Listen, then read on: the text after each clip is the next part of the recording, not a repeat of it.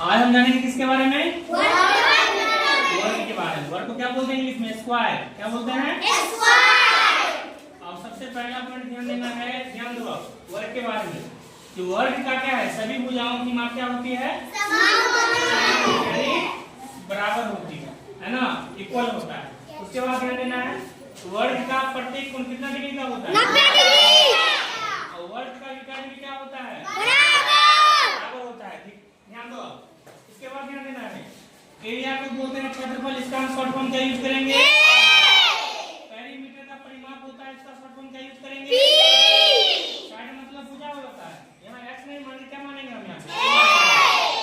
Diagonal मतलब होता है विकर्ण, इसको क्या मानेंगे? ठीक है ना? ठीक।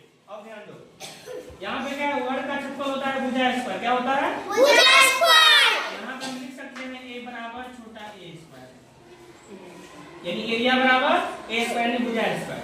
अब ध्यान दो पेरीमीटर मतलब परिमाप हो गया, यहाँ क्या लिख सकते हैं शॉर्ट फॉर्म में 4a, p बराबर 4a। और विकर्ण का होता है d, तो क्या लिखेंगे? √2a, यानी विकर्ण बराबर √2 गुने 1 भुजा। उसके बाद ध्यान देना है, ध्यान दो एक भुजा बराबर सूत्र क्या हो जाएगा? रूट अंडर क्षेत्रफल, यानी रूट में 1 कर देंगे तो ये क्या हो जाएगा? फॉर्मूला हो जाएगा। उसके बाद एक भुजा बराबर सूत्र क्या हो जाएगा? पेरीमीटर बटा में 4, है ना, ये भी ध्यान रखना है। उसके बाद वर्ग का एक भुजा बराबर क्या हो जाएगा? एक भुजा बराबर क्या हो जाएगा? विकर्ण बटा में 2। तो विकर्ण के लिए शॉर्ट फॉर्म क्या यूज करते हैं हम?